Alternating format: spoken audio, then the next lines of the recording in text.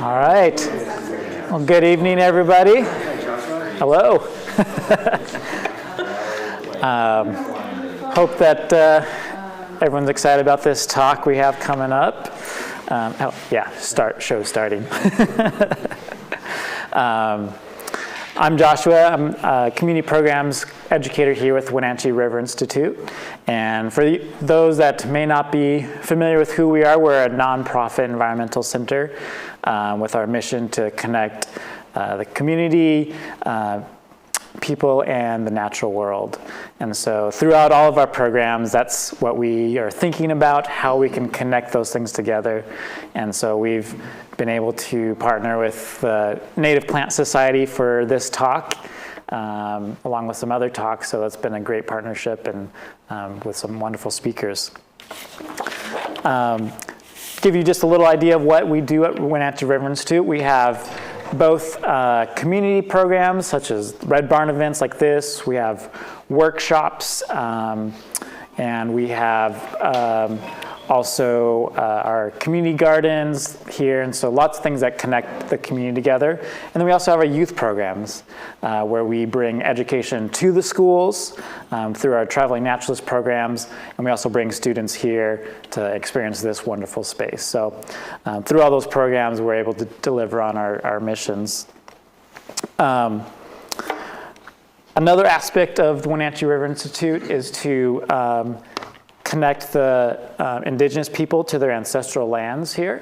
And we do that through different programs that we have, along with we've been able to partner with an artist who has a salmon sculpture down by the Barn Beach Reserve, the Barn Beach, if you've not been down there yet to see that.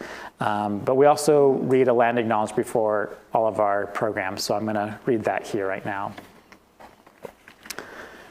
The land Wenatchee, this land acknowledgement was created alongside the Shimpasquatchie people. We're spreading the message they wish to spread to the public. The land Wenatchee River Institute sits on is the ancestral homelands of the Shimpasquatchie, Piscosa, or Wenatchee people. The Shimpasquatchie, meaning people in between, had villages positioned along the Wenatchee River and surrounding areas. Their ancestral homeland extends from the Cascade Ridge throughout what is now known as the Wenatchee and Okanagan Valleys. The culture and economy of the Shimpasquatchie people centers on taking care of the land. They fish, hunt, gather roots and berries, basket-making materials and medicines. The Shimpasquatchie are named within the Yakima Treaty of 1855. Language to establish the Wenatchee Reservation was never followed through, even with the needed surveying completed. Many Shimpasquatchie now live on the Colville Reservation, 150 miles northeast of Leavenworth. They were forced off their land here, and the U.S. government moved them to this reservation. The Shimpasquatchie people are still alive today. They continue to practice their culture, harvest their traditional foods and medicines, and hold their ceremonies passed down from their ancestors. Most people won't see or notice them, but they continue to be on the land they are connected to. Their traditional language is in Hampchin, an interior Salish dialect, and I'd like to welcome you all by saying hello in their language, Tilhusht. We offer this land acknowledgement as the first step to amplifying indigenous voices and recognizing the harm done to them as a people. We stand as an ally to recognize their connection to the land and their rights to practice their culture on these sacred lands. We encourage all to learn about the indigenous people of the place you call home. The Wenatchee River Institute is committed to sharing this land acknowledgement and following up with other actions to educate and be respectful.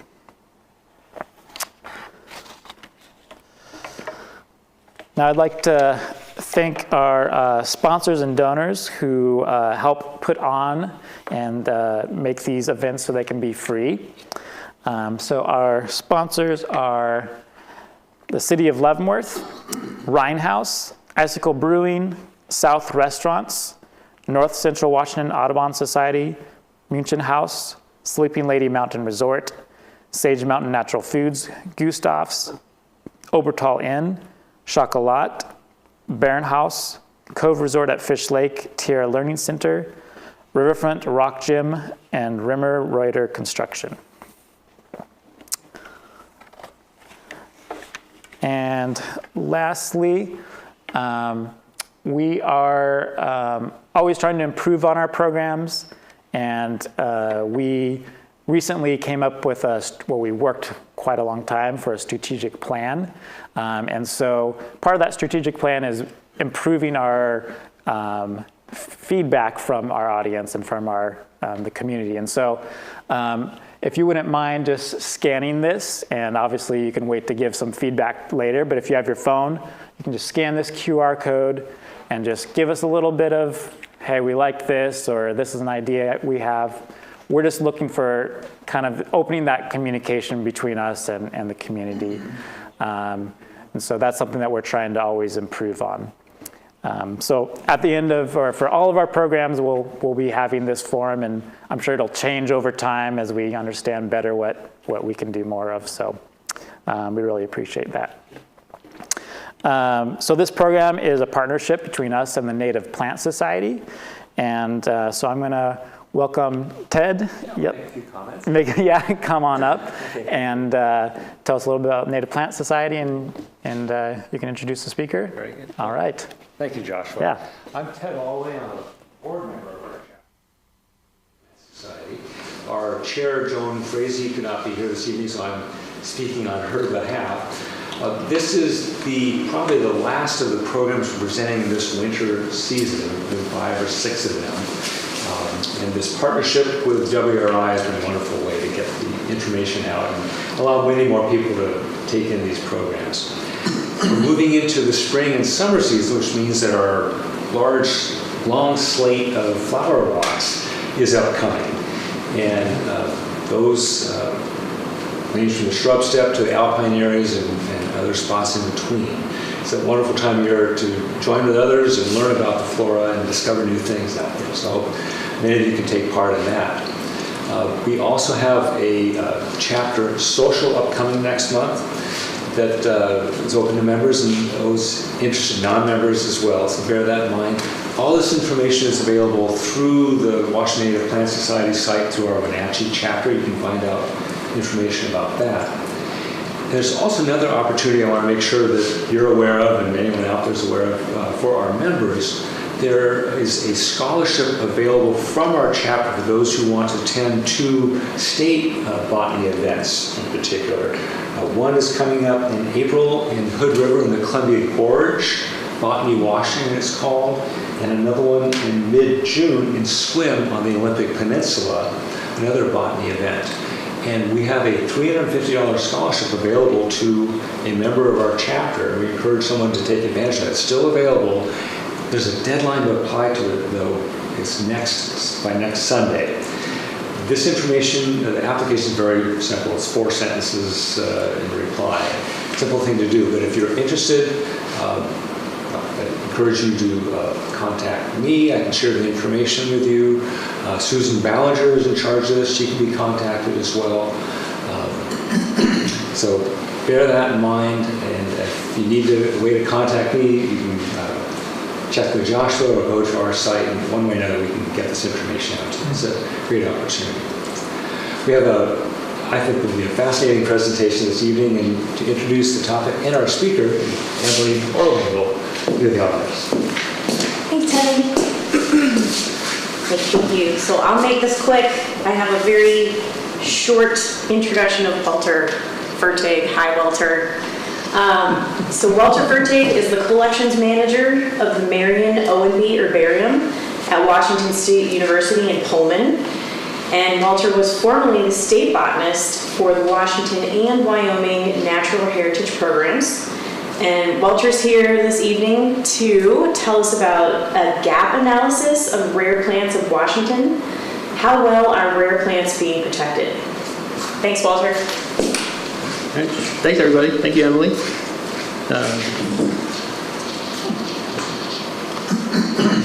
Share my screen. All right. Can everybody see okay? Yep. And hear me all right? Tony again, speaking from the Owen Science Library here on the campus of Washington State University. So it is after hours. Probably most of the students are gone. I have to not speak too loudly. I don't want the librarian to come and shush me or hit me with her mic. But yeah, pleased to speak tonight. A subject that's a lot of interest in me. This is something I work on both in Wyoming and here in Washington. It was actually part of my doctoral dissertation, was doing a gap analysis of the floor of Wyoming. A couple of years ago, I did a project for the U.S. Fish and Wildlife Service through the National Heritage Program to assess how well the 370 rare vascular plant species in Washington are being protected, and that's what I'm going to talk about tonight.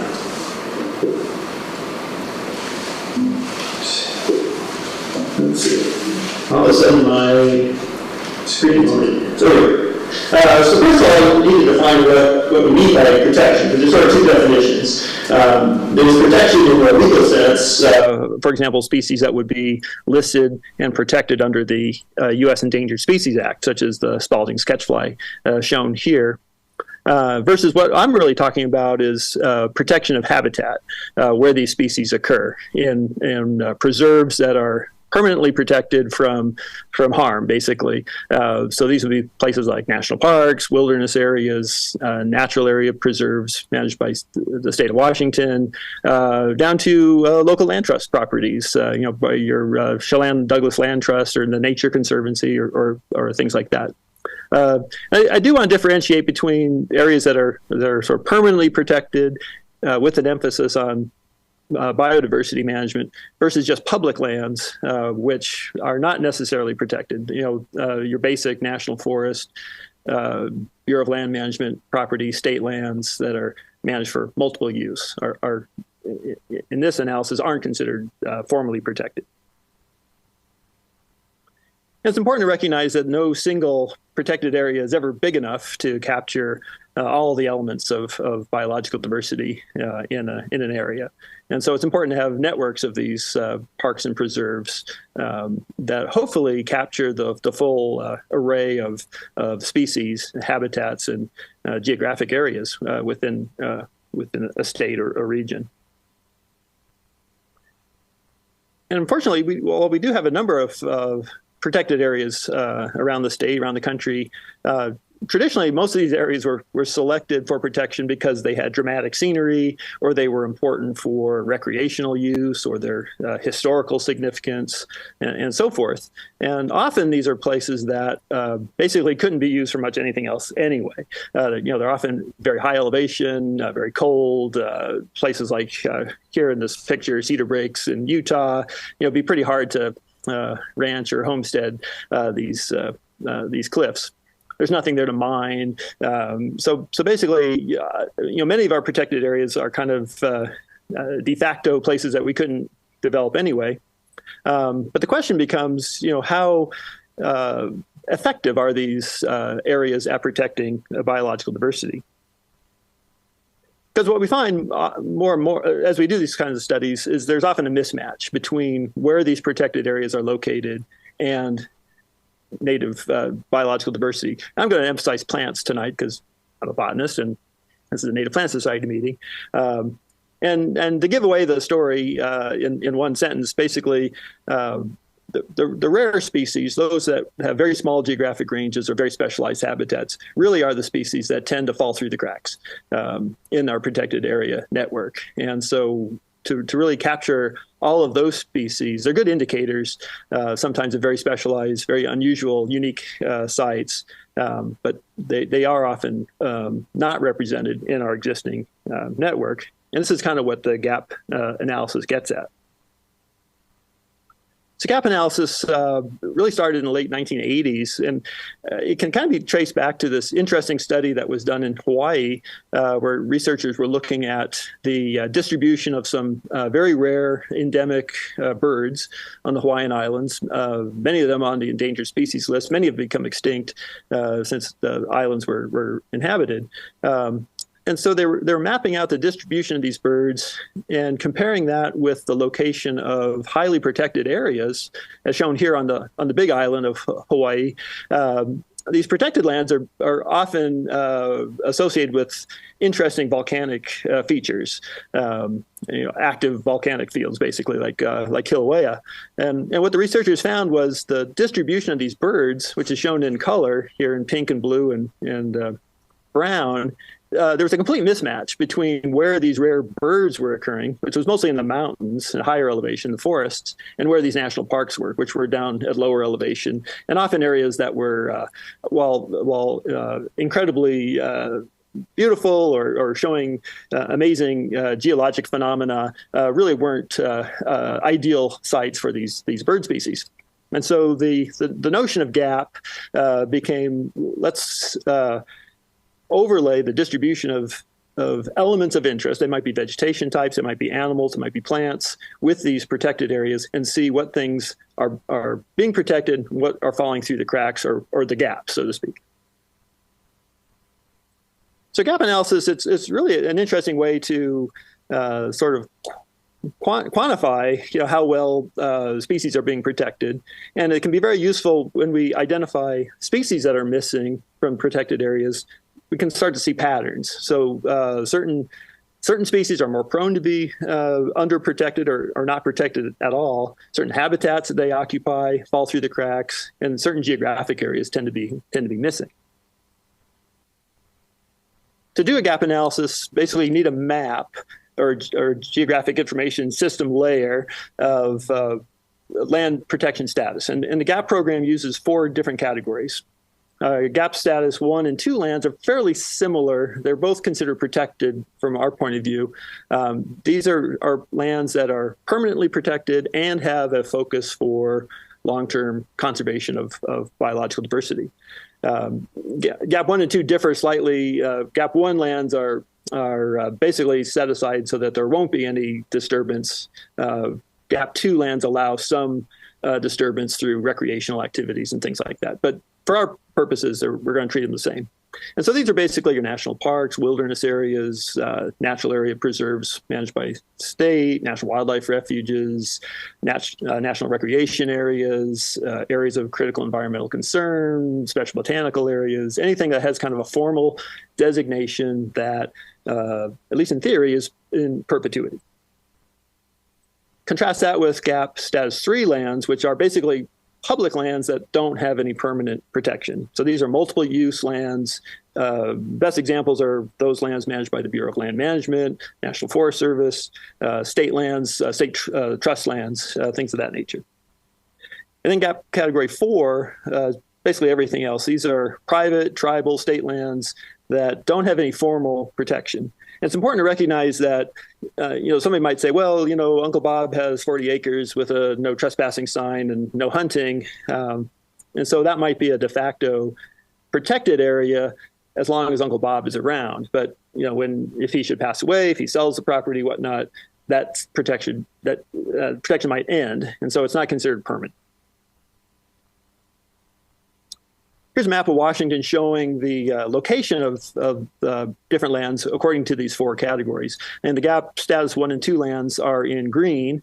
And for those of you who know your Washington geography well, so a lot of these are in the Cascades. We got the North Cascades National Park, Olympic National Park, Mount Rainier, some wilderness areas like the Tucannon Wilderness Area in the Blue Mountains, some wilderness areas up in the northeast part of the state, et cetera.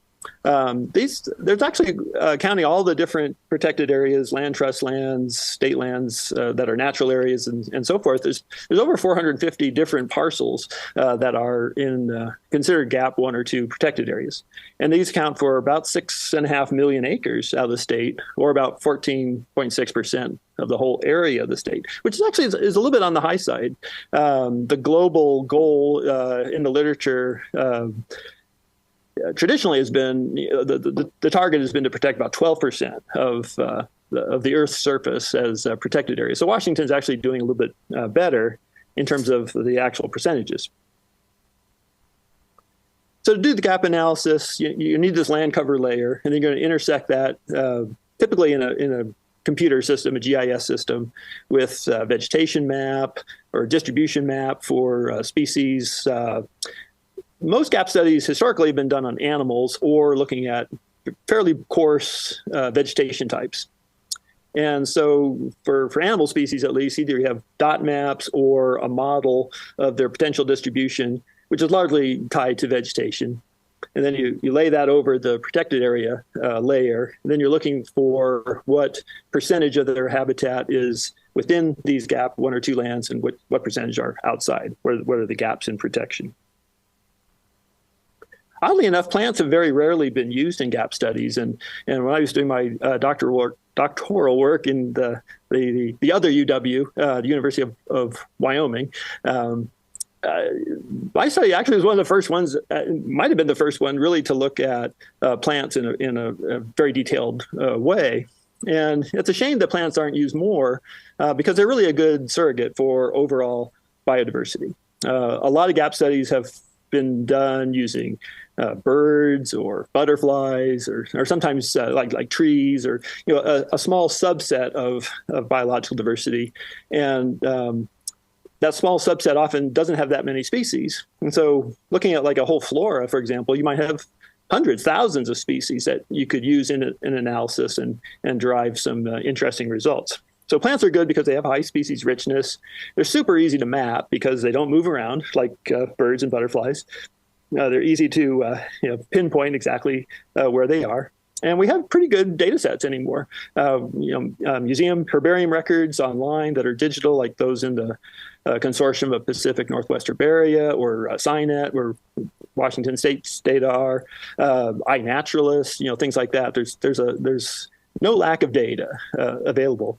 And I would argue that what we really ought to be looking at, of course, is invertebrate insect diversity. Basically, we aren't anywhere near have enough knowledge of what species we have, let alone their distribution. So I think plants can be a good proxy for invertebrates.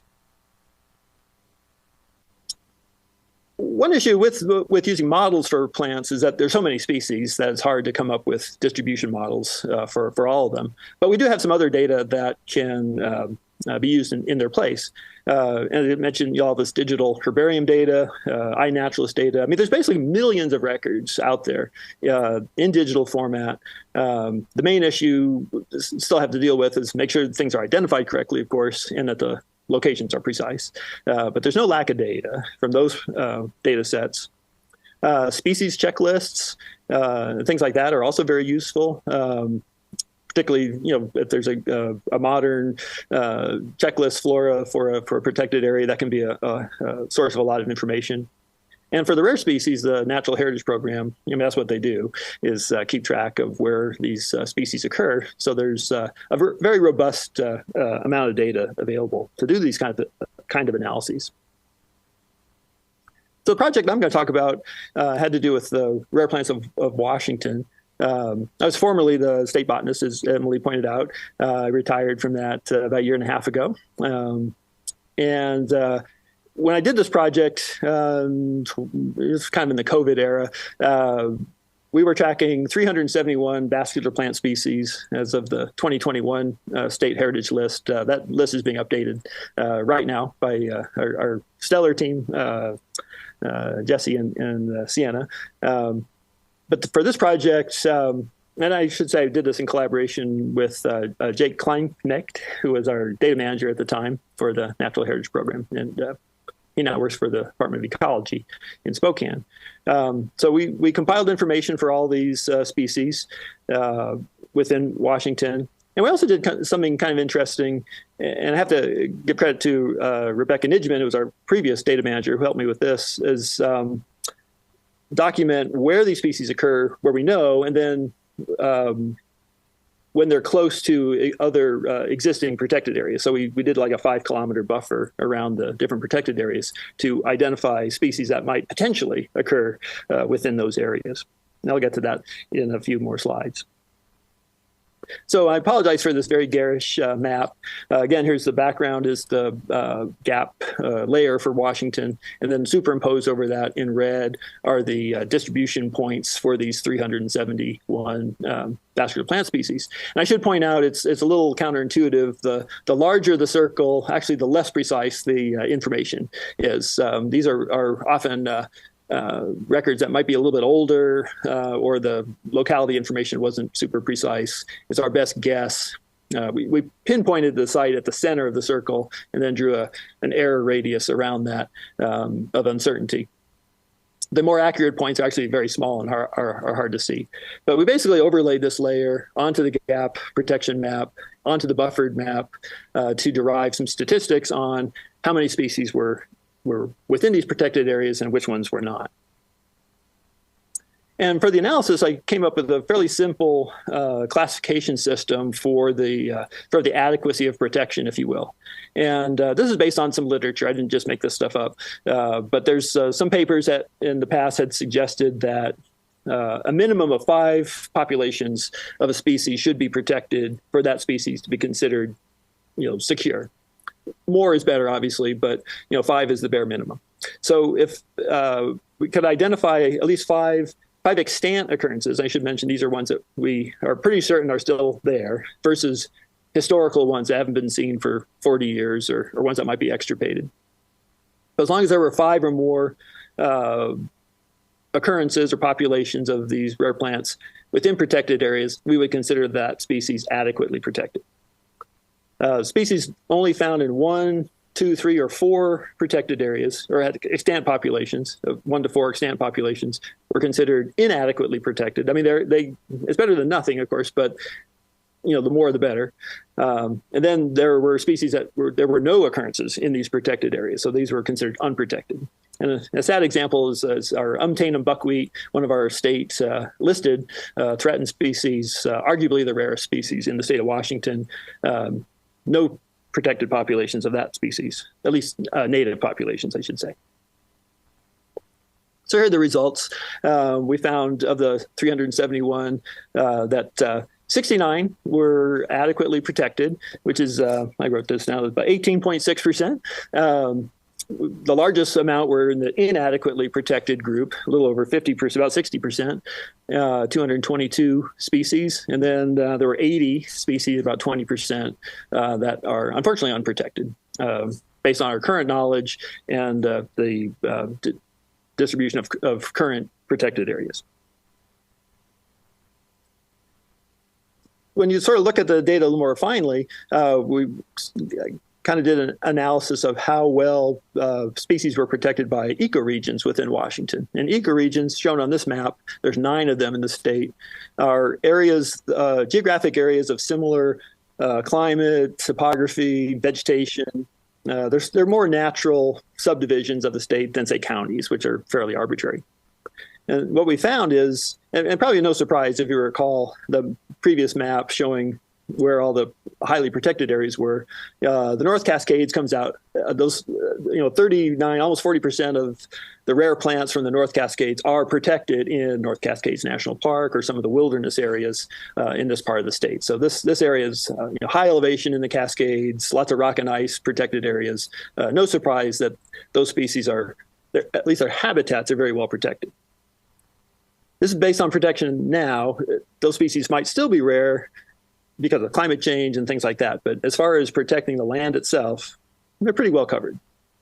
In contrast, some of the other areas that have less protection, the Blue Mountains, is the smallest ecoregion in the state, down in the southeast corner. Although there is a large wilderness area within there, we found only about 17% of the species in that ecoregion were adequately protected. And as far as unprotected species, the fewest actually were in the Pacific Northwest coast ecoregion, which includes the Olympic Mountains and the sort of the Coast Range. But the highest percentage of unprotected species was in the Columbia Basin, or Columbia Plateau, as it's sometimes called. And the East Cascades actually also came out quite high, and the Puget Trough area, which is kind of an extension of the Willamette Valley. And again, looking at the map of where the protected areas are, there's relatively few protected areas in the Puget Trough area. Of course, Seattle, Tacoma, all these big cities are there, lots of agriculture, a lot of conversion of the original prairie lands, or cutting of the low elevation forests. In the Columbia Plateau area, there are very few protected areas. Many of them are quite small. Much of this area has been converted for agricultural use. Very little of it's actually protected, so no real surprise there. In the East Cascades, kind of the dry part of the Cascades, while a lot of that is national forest land, there's a relatively low amount that's actually protected. And I should point out, as far as our rare plants go, the Columbia Plateau and the East Cascades have the highest number of rare species in Washington. And as I've kind of said this already, there's definitely a bias in where these protected areas occur. A large number of them are at high elevation, in the the North Cascades, the Mount Rainier area, the Olympic Mountains, and so forth, and relatively few of these protected areas in these lower elevation areas where there's a lot of human habitation, mining, agriculture, things like that. A lot of the land is not being protected. When we looked at vegetation types or kind of in heritage, we call them ecological systems, we find that in terms of adequacy of protection, very low protection for our sand dune rare plants, which surprised me a little bit. But again, not very many of our sand dune areas are currently being protected either. Compare that with alpine areas, where pretty much there's very large amounts of the high elevation above timberline country in the state that is in national parks or wilderness areas. So not surprisingly, a fairly high percentage of those rare species, still rare, but at least their habitats are being protected. One surprise, and it's a little bit of an artifact, I think, is we had a very high score also for aquatic species. These are plants that are submerged aquatic plants, and there aren't very many of them. And I think there's maybe like just 3 or something, and one of them was highly protected, and that kind of skewed the results. So that might be just a little bit of a funny thing with the data. So the good news and the bad news. Good news, if you like your glass half full. Nearly 80% of our rare vascular plant species in Washington are protected at least in one place. For example, like this, one of my favorite plants, the Calochortus nitidus, from now protected at one site at Steptoe Butte natural area near Pullman. Bad news is that less than 20% of our rare plant species are adequately represented. So it is really important from a conservation point of view, not only just to have things protected in one place, but to have good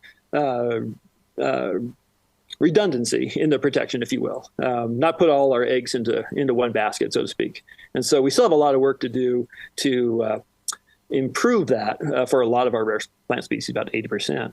And we really see that kind of reiterating places that are underprotected. Those species are falling through the cracks. They tend to be our low elevation habitats, whether they're forested or wetlands, desert kind of areas, channeled scablands, Palouse, places that have very little representation in the protected area network. Those species are more at risk, or less likely to be protected, I should say.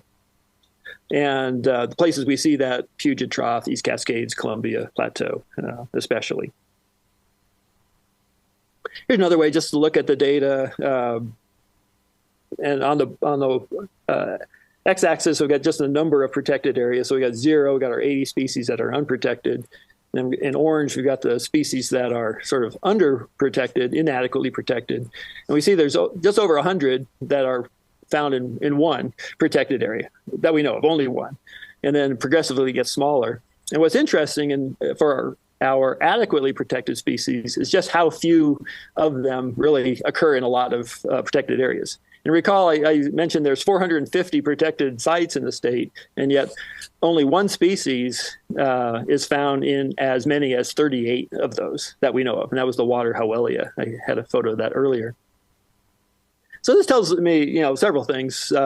One is that we got a lot of work to do just figuring out where all these species occur and in inventorying these protected areas. Which gets me to the next part of the talk. I guess I'm jumping ahead. So I have 3 thoughts on how we might improve the protection status for at least rare plants in Washington. And the one is to survey the existing protected areas to get a better idea of what they contain. And there's an ancient proverb that I just made up. Basically, it says to the effect that, if we have a protected area and we don't know what's in it, is it really protected?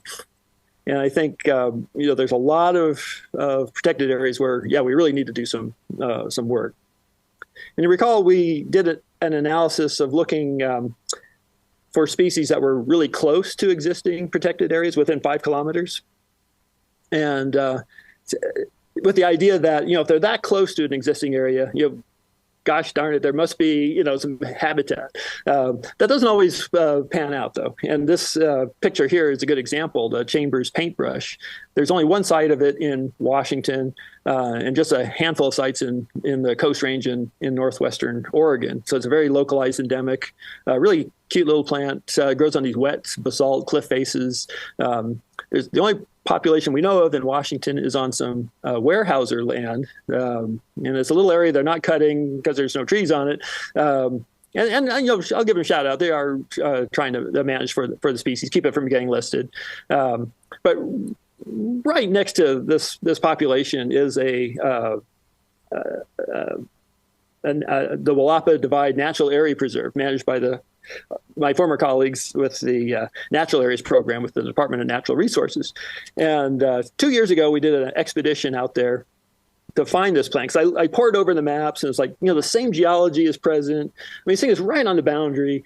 It's got to be there. So Dave Wilderman, Wendy Gibble, Regina Johnson, and I, we did this trek. It was a fair drive to get in there. It's kind of rough roads, and we got to this natural area, and right on the boundary there was a nice little cliff outcrop that was bone dry, didn't have any castellea, had all the other species it grew with, and then all the lands within the natural area itself. It was all forested. The geology was right, but the topography was wrong. And I was quite crestfallen that we didn't find this thing, even though it was right at the boundary and we should have. So unfortunately, that's often what happens. I mentioned that we looked at species that might occur within 5 kilometers, and here's how they compare. Here's that chart again with our current level of protection. Then, if we did find all these species within 5 kilometers, the degree of protection would increase quite a bit. But then that's maybe a little bit being too optimistic. But should all those species occur, our number of unprotected species drops quite a bit from 80 to 28, and our number of adequately protected species increases quite a bit from 69 to more than doubles to 153. Unfortunately, that's a little bit wishful thinking. But again, it's really important to get out to these areas, these existing protected areas, and really do a good inventory of them. And that's where Native Plant Society members could play a role in doing that. And a few years ago, kind of pre-COVID, the Rare Care program started to do that at a few of the the DNR natural area preserves. And here's a photo of our 2019 expedition. You might recognize the young lady on the left in the audience. That is Emily Orling. And Noel Clemens, who worked for DNR at the time. I believe he works for the Columbia Land Trust now. And a bunch of other folks. There are probably several of you in the audience who took part. We went out there 2 times in the spring just to make a species list and see what was there. And we found a few things that were uncommon. Nothing earth-shattering, but the flora of this is the 2-step natural area preserve in Douglas County. Little dinky remnant scabland site that still has sagebrush on it. So we probably doubled the species list, and now we have a much better idea of what is being protected there than we did before. And I think there's a lot of opportunity to do this kind of work on land trust properties. Wilderness areas are surprisingly under sampled sometimes, a lot of the state natural areas. So a lot of those 450 sites really aren't known that well. And so if we can get better species lists, or really ideally get voucher specimens. I'm working for a herbarium. I have to plug that. But even if you don't want to get a voucher specimen, at least get a photograph or something and post that on iNaturalist. People can look at it and confirm it. It's really important to adequately document these things. But I think there's a real opportunity to get better data. Second thing we can do, though, is actually augment our existing system of 450 protected areas with new areas that specifically target things that are missing. Ideally, to be proactive, you'd want to find places that maybe have a bunch of species, which does happen sometimes.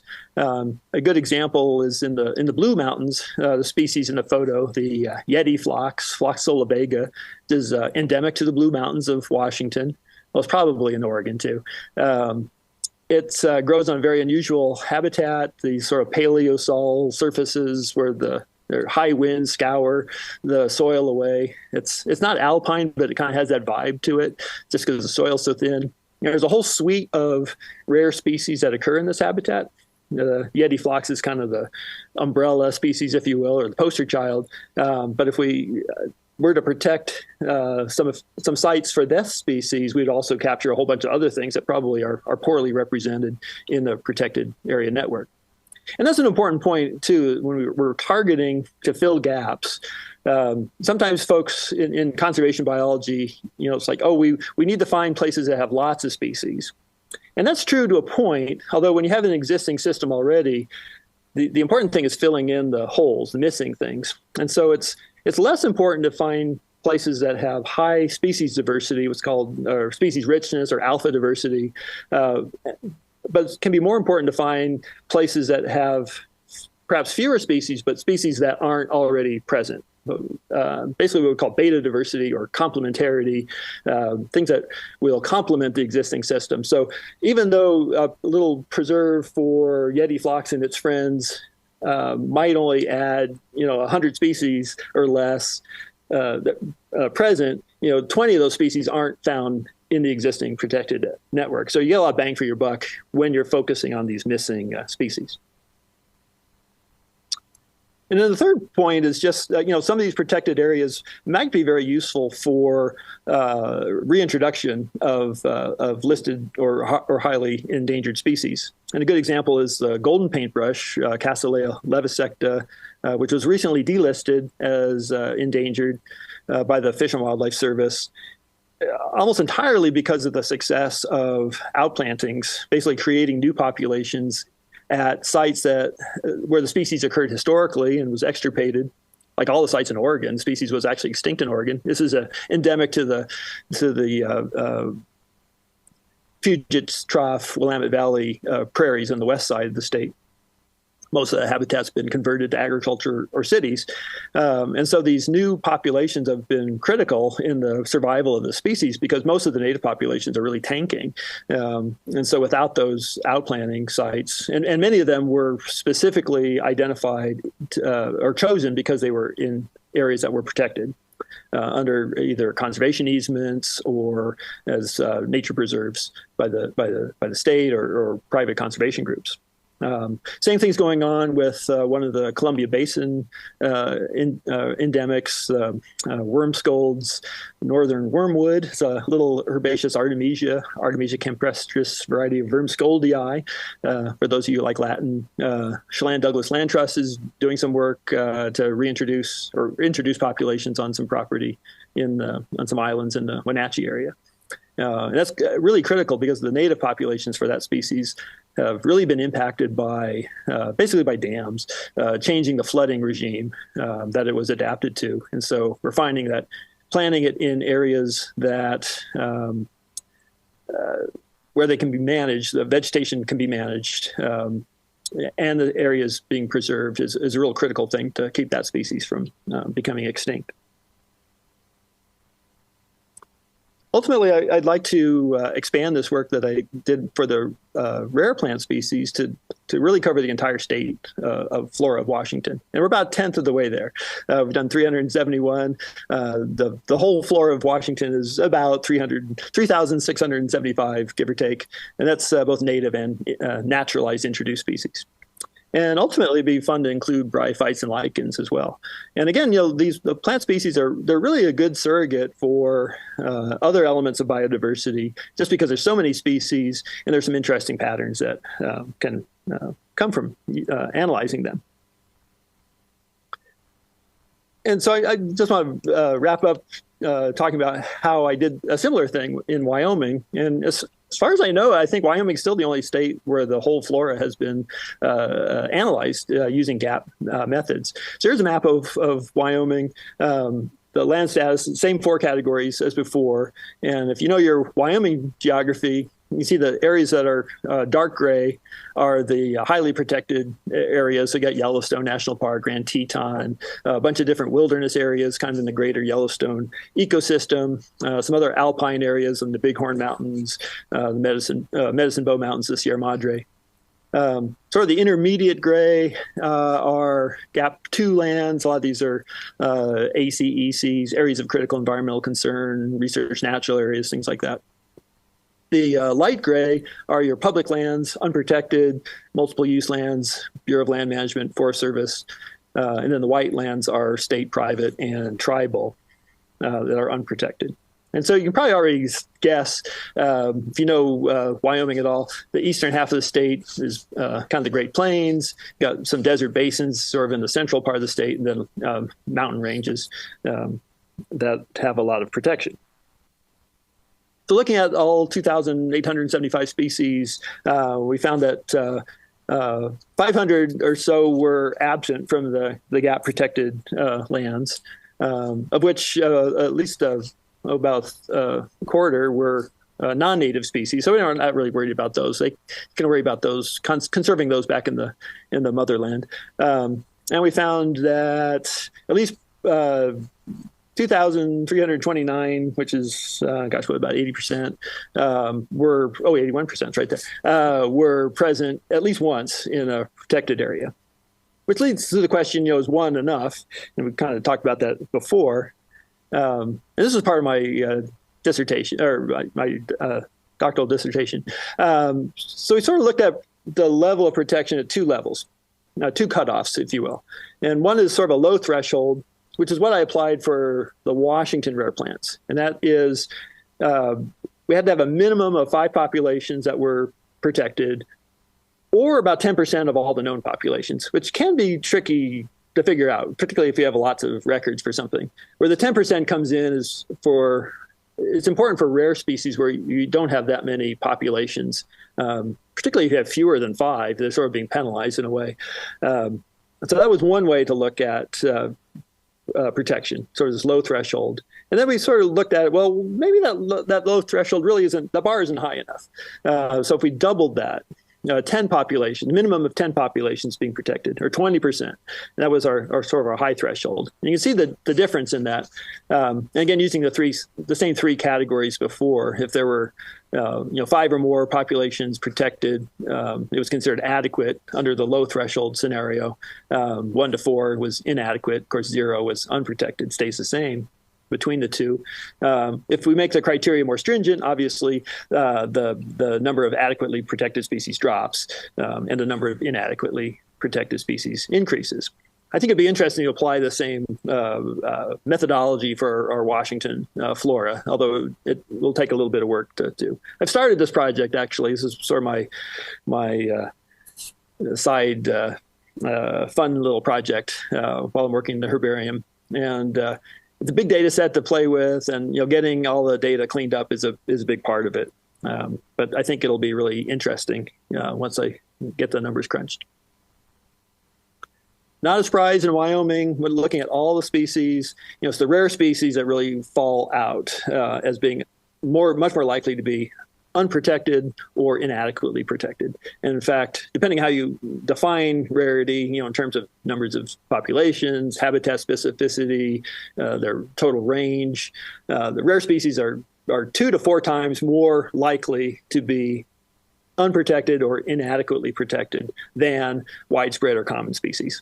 Not a big surprise, because if you think about it, you've got the rare species tend to have very small, very specialized sites that unless you put a preserve right on top of them, they're really easy to miss. And in fact, to protect those species, you do have to put a preserve right on top of them, basically. In Wyoming, we found that for the unprotected or inadequately protected species, nearly half of them actually, by definition, had 5 or fewer known populations, period, in the whole state. And nearly 40% of them had very small geographic ranges. And overall, about 53% of the unprotected, inadequately protected species were on the state rare plant list. And again, not a big surprise. Again, here's our GAP protected map.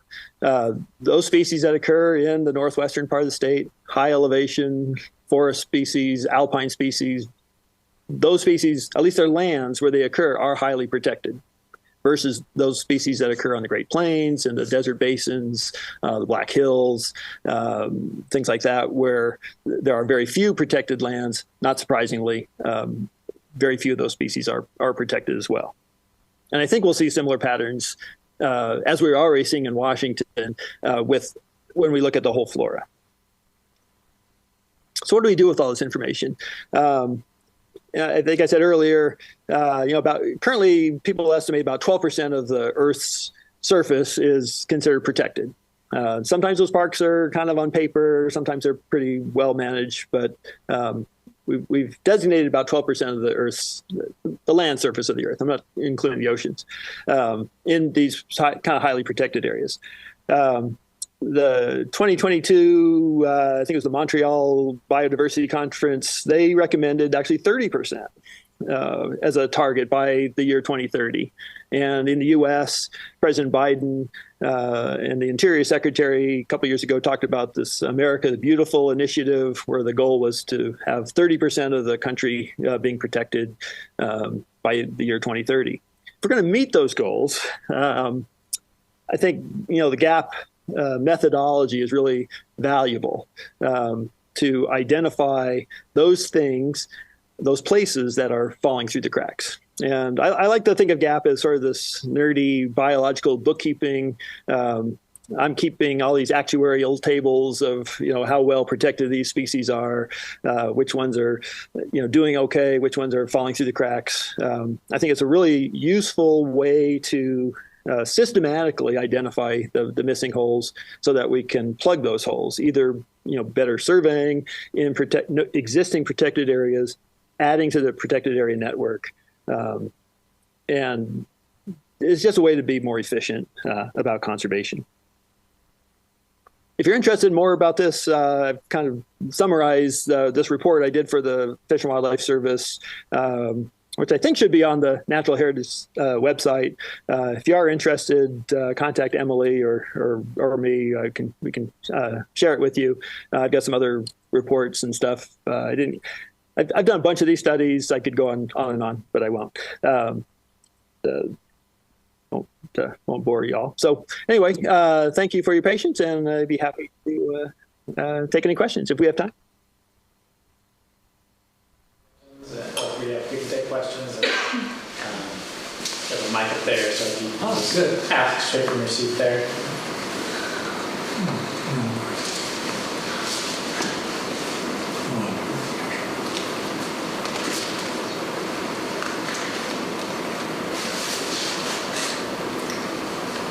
Was there a question? I think I may have not. I don't think anyone. Or lost. I didn't quite hear if there was one. No. Anyone have any questions?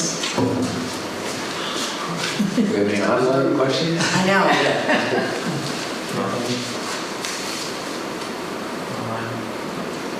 No, I don't think we have any questions. We'll talk about this stuff. Okay, I have a question, Walter. This is Emily. Can you hear me okay? Okay. So you had mentioned that there were a couple of different ways to try to provide better coverage for rare species in Washington in terms of either finding occurrences on protected lands or protecting lands on which known occurrences existed. So my question for you, I suppose, is kind of simple and maybe silly coming from a federal employee, but how do we encourage federal agencies to increase protections for species in areas that don't already have those protections? Let me paraphrase your question, and correct me if I'm misinterpreting. So for species that aren't in protected areas and aren't they listed or something under the ESA, how would we do a better job sort of providing that protection?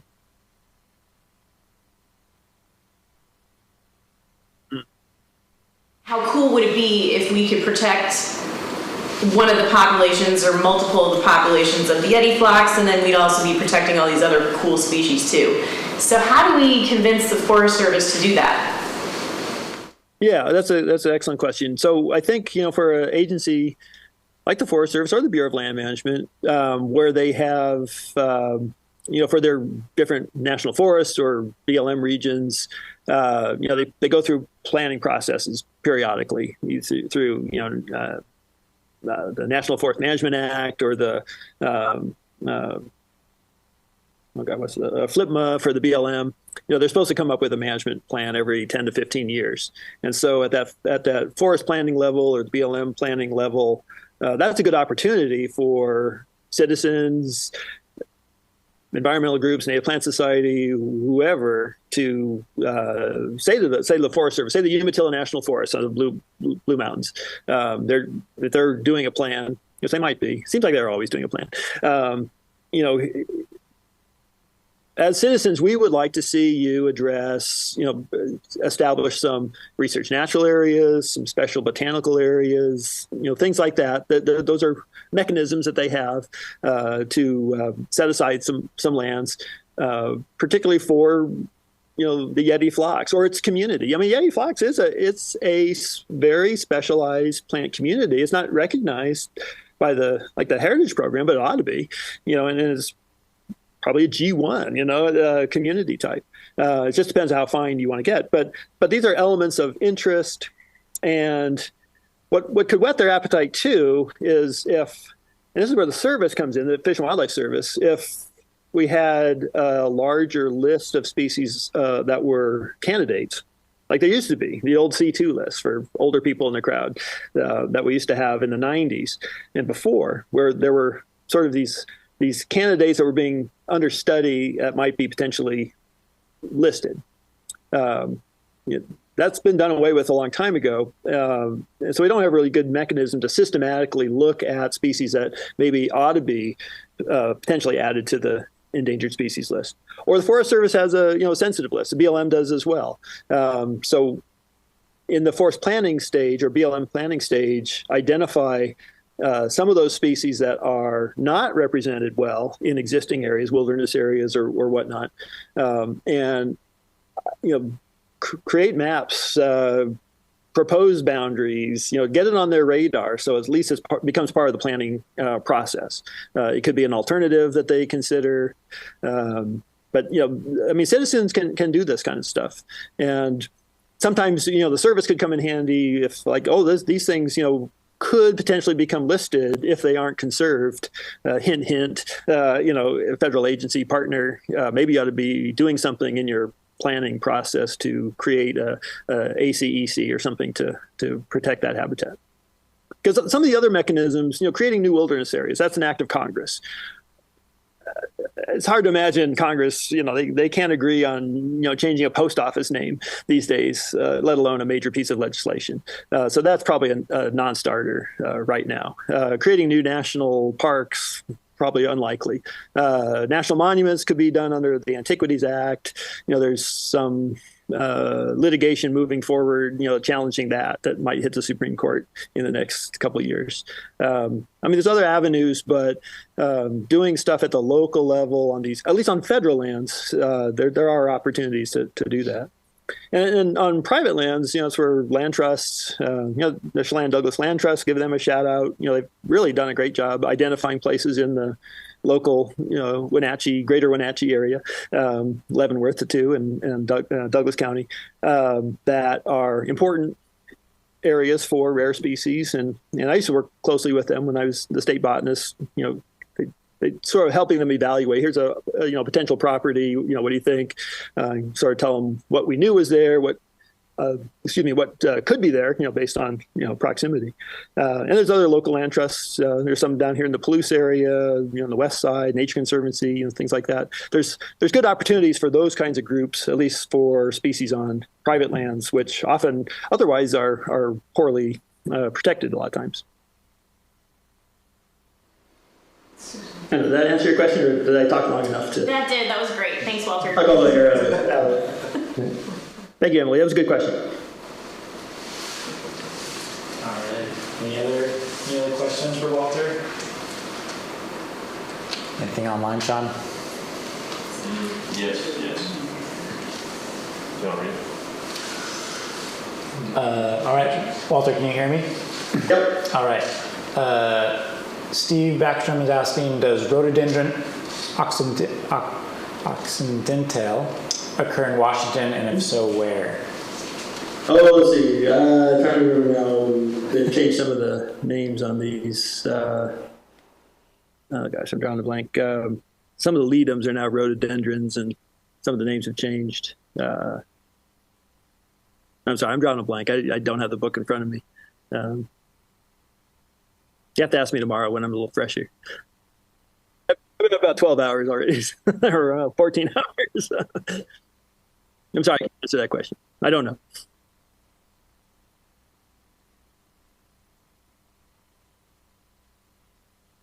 And Thinking Native Plant Society for bringing this to us. So I think that's the end of the presentation. If there's anything else, Walter, you want to say before we sign off here? I just want to thank everybody for spending their evening with me, and go out and find some cool plants. Go find some rare plants. All right.